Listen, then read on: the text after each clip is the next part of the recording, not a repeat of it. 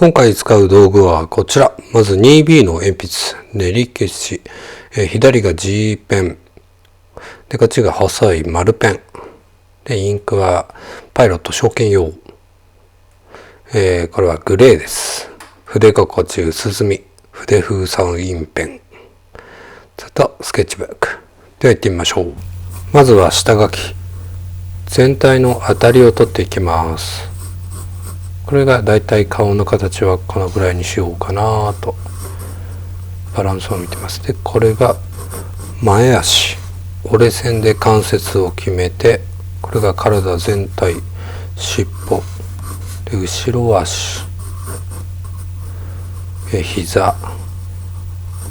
から関節はこうなってるなと確認しながら、だいたい目はこの辺りかな。で口の先はくちばし状になっているので、サイのようにここに角が1本、ちなみにサイはあれ角ではなくて毛なんですけどもね。その後は後頭部にこのトレキラトプス特有の鎧のような、なんて言うんでしょうね、この首元をガードするためにこう大きくなってるんですね。肉食獣っていうのは本能的に首元に噛みつく習性があるので、丸2つは角が入る部分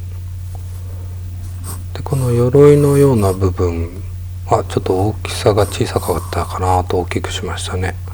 でここは尖って、でこの喉元、だいたい恐竜や動物はここタプンタプンしてるので、その感じが出せればいいかなと。で前足、上の部分ちょっと膨らんでるのはこう肩の部分の関節周りの骨があるので少し膨らんで、腕の部分立体感を出しつつ、先っちょの足、これはなんかこう象にも似たような足ですね。お腹もちょっとタプッとさせて、後ろ足少し右に移動したか、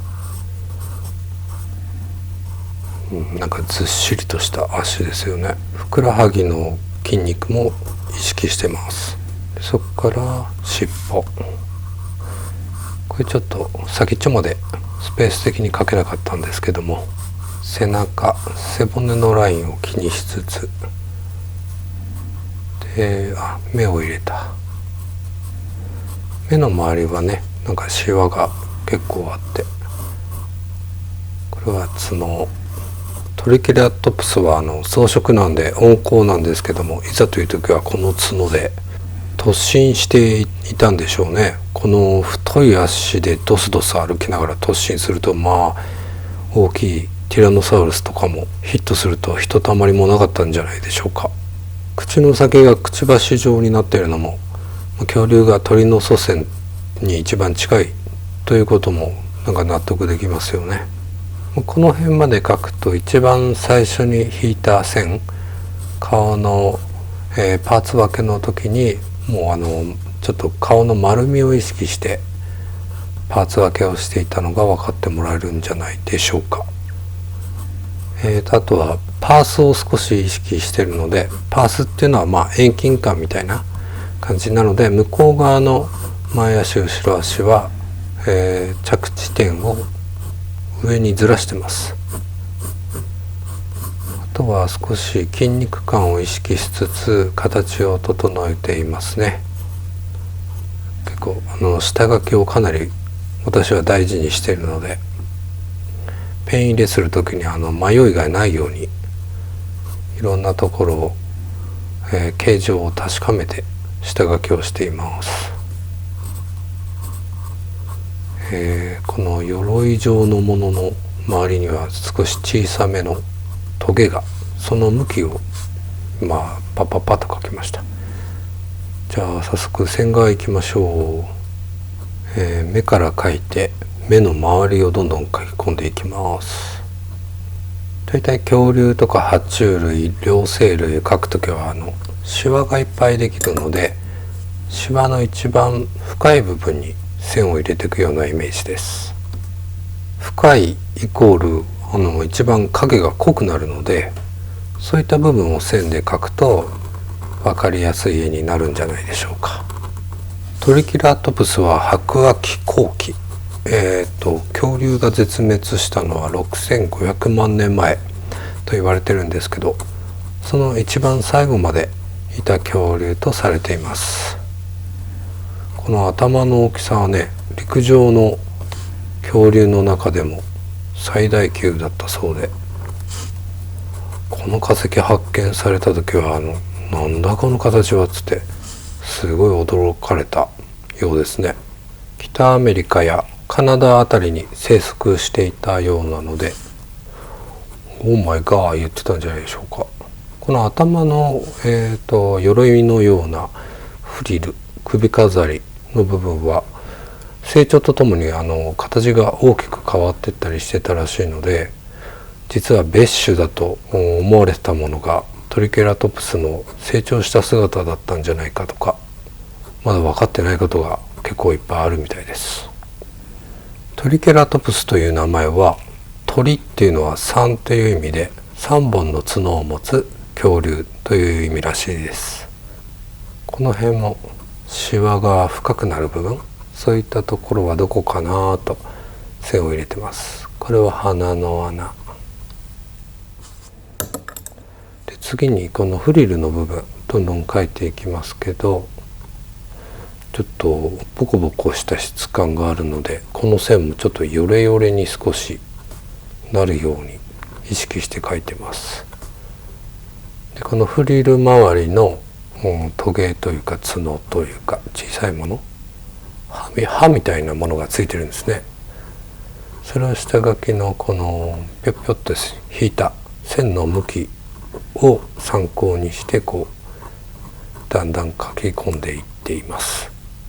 これは化石によるとないものもあるんですけど、おそらく噛みつかれた時にまだ一矢報いようとする様子ですね。でこのフリルの部分ね、少し大きなへこみがあるんですけど、そのへこん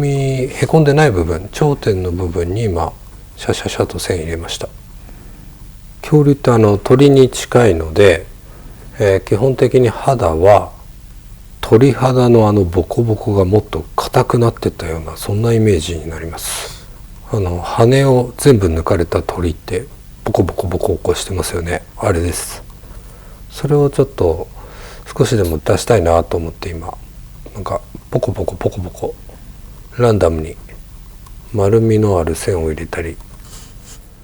こういったものでちょっとヨボヨボ感を出したりだとか、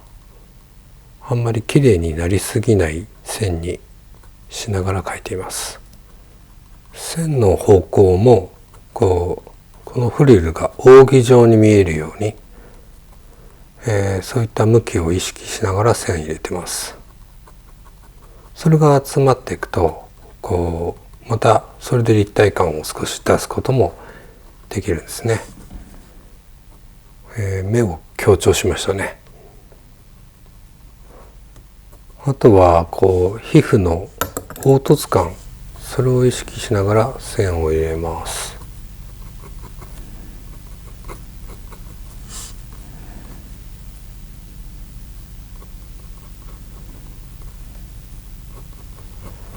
この喉の下、頭部の下の部分っていうのは、タプタプしててシワも増えるところだし、影にもなってくる部分なので、そういったところは多めにこういう斜線を増やしてあげて、例えば角の上の部分って線入れてないですよね。角の下の方にはシワ感が出るように線を入れてるんですけど、こういうふうに上と下で線を入れる場所のコントラストをつけてあげるっていうのかな。そういうふうに体の下の部分により線を入れると、動物だったり恐竜だったり、この体の重みが結構出てくるっていう効果もあるし、線の多い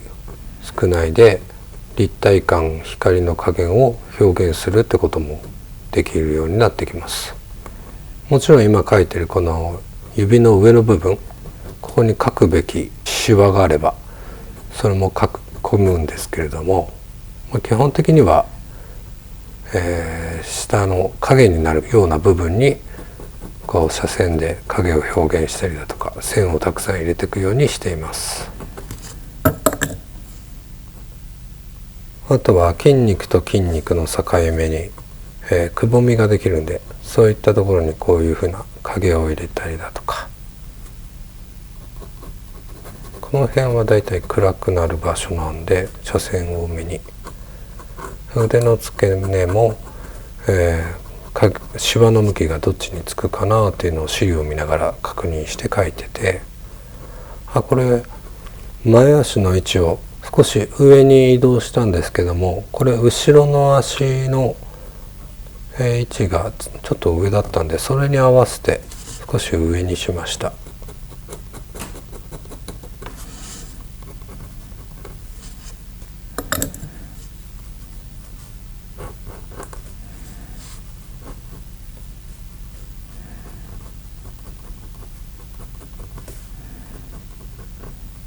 膝も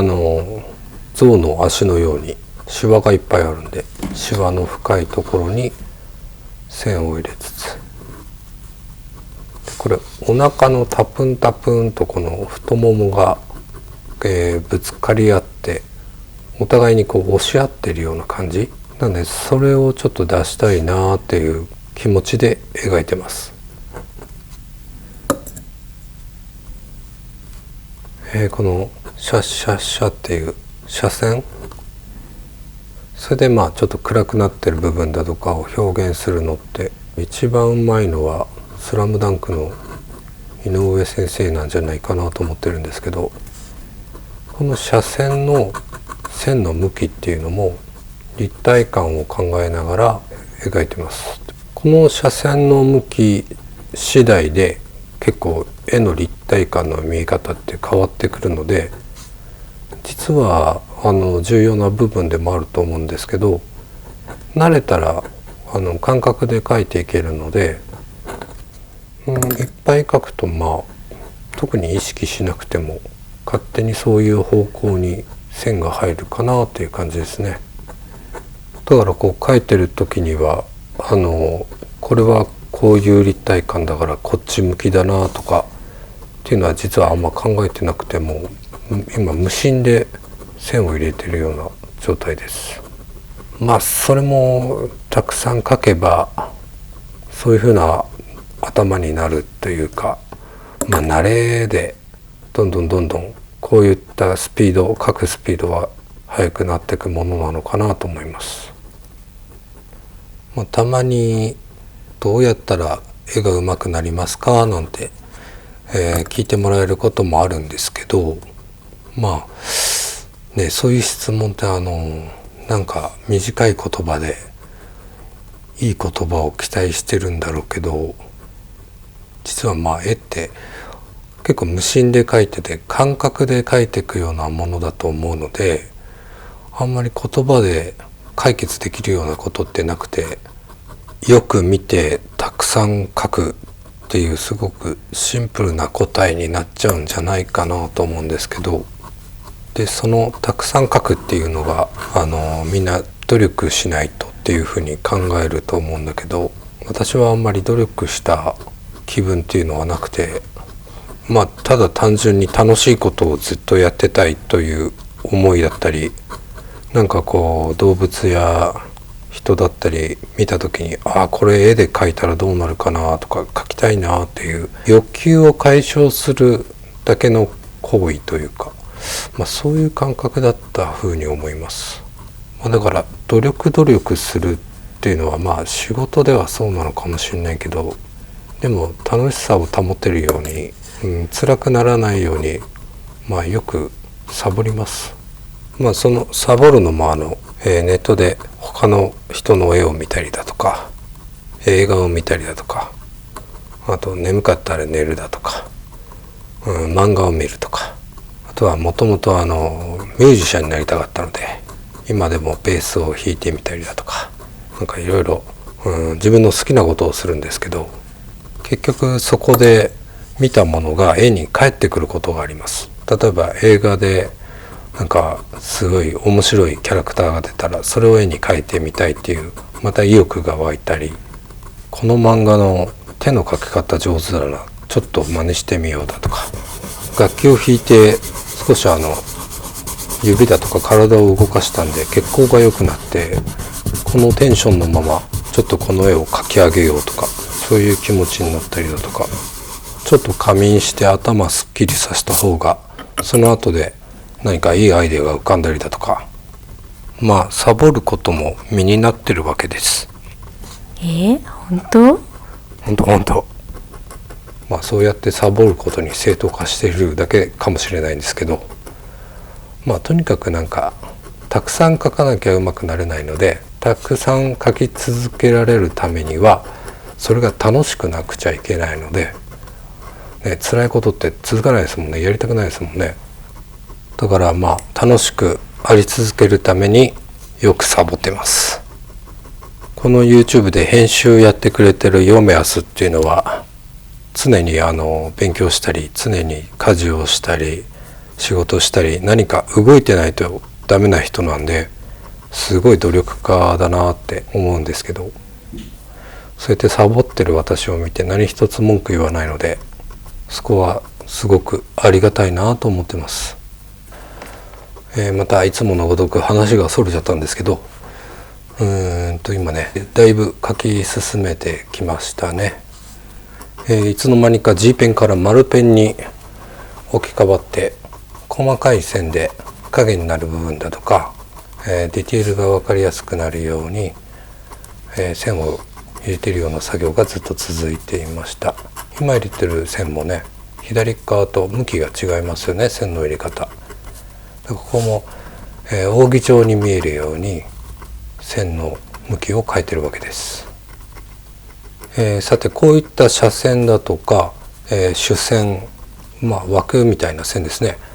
主線の太さだったり、そういったものっていうのは最後に水彩で仕上げるか、線画だけで仕上げるか、グレーで仕上げるかで、線の密度太さは変わってきます。この場合は、今回水彩は使わないので、鉛筆でちょっと影っぽくグレーをつけてみようかなと思ってるんですけど、それをした時に重くなりすぎず、どのくらいが見やすいかなというのを思い描きながら描いています。例えば水彩絵の具を塗った時に、この線だと軽くなりすぎるなと思ったらもうちょっと線を入れるし、色の濃い動物を描いて色を塗ったら重くなりすぎるなと思った時は線の数を抜いたりだとかもします。また、モノクロの線画だけで仕上げたいなって時は、これに影になる部分にベタを入れてコントラストをつけて、絵がインパクトを持つように持っていったりだとか、ちょっとそのやり方やったのはずっと前に書いたティラノサウルスがそうなんですけど、動画リストの最初の方5、6番目だったかな、その辺にあるティラノサウルスがそうなんですけど、だからその仕上げのビジョンを思い浮かべながら描いているような感じですかね。逆に言うと、仕上げのビジョンが浮かばないと私は絵描き始めません。なので描き始めた時はだいたい仕上がりの想定のイメージが頭の中でできてたり、オーラフを描いて、紙の上にもうイメージができてたりだとか、そういう状況にならないといつも絵は描かないものであります。さあ、線画が終わったので鉛筆で、グレーを入れていきます。今回はいつものように水彩ではなく鉛筆でやったらどうなるかな、どう見えるかなというので、あえて鉛筆を入れました。でこれであんまり力を入れずに、この水彩紙のボコボコを利用しながら描いてみてる感じです。基本的には、影になるような部分にグレーを入れてってるので、ここは光が当たりそうだなというところは、鉛筆でなぞらないようにしてますね。この首元の下の方は上に比べてグレーが強くなってますよね。鉛筆や色鉛筆で塗る時ってだいたい線の軌跡が出て、なんか優しく塗れないなとか、力加減に悩む人って多いかもしれないんですけど、それって大体ツルツル、紙の上がフラットなものに描くと出やすくて、例えば漫画で使う剣都紙だとかそういったものですね。こういった水彩紙だと、紙がボコボコしているので、そういった軌跡が出づらいんですよね。逆に味になってくれるので、なので描きたいイメージによってこういった紙も変えて描くのもありなのかなと思います。でこの場合、水彩紙というかスケッチブックなんですけど、そのザラザラに出したこの鉛筆が恐竜の皮膚のボコボコ感と相まって、なんかちょうどいい感じでマッチするんじゃないかなと、合うんじゃないかなと思って今回は描いてみたんです。だから恐竜の絵を描く好きな人だったら、なんか質感出ないなとか、どうしたらいいんだろうって悩む方もいるかもしれないんですけど、実は紙を変えれば案外いい絵になるとか、そういうこともあるかもしれないですね。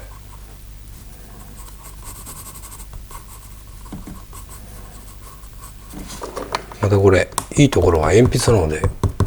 練り消しで薄くしたりだとか、書きすぎたら取ったりだとか、そういうことができるのも今回ちょっと便利だなと改めて感じました。今回はこの辺でフィニッシュとしてもいいなとは思ったんですけど、一応どうせならちょっとグレー足してみたらどうなるかなっていうのを、お見せしようかなと思って今グレーを入れてます。これは冒頭でも紹介した呉竹の筆心地薄墨というペンです。インクの出が結構いいので、もサラッサラサッサラこのグレーの色をのっけていけます。商品名のように先端の筆部分のね、柔らかさだったり、書きやすさがね本当に心地いいと思います。ぴったりの名前ついてるなと思いました。多分筆ペンなので、書道の方の、薄墨感を出してると思うんですけど、色のにじみ方が水彩絵の具にも結構近いので、水彩の好きな私の好みにもバッチリハマった感じなんですよね。この薄墨グレーを入れるところは主にやっぱり影の部分になるんですけど、入れる時にあんまり綺麗にピタッと塗りすぎず、隙間が空くように今塗ってます。そうするとこの肌のボコボコ感がまたちょっと出てくるかなと思って、だからあえてラフというかランダムに、スケッチにもねバッチリ合ってるような描き方ですよね。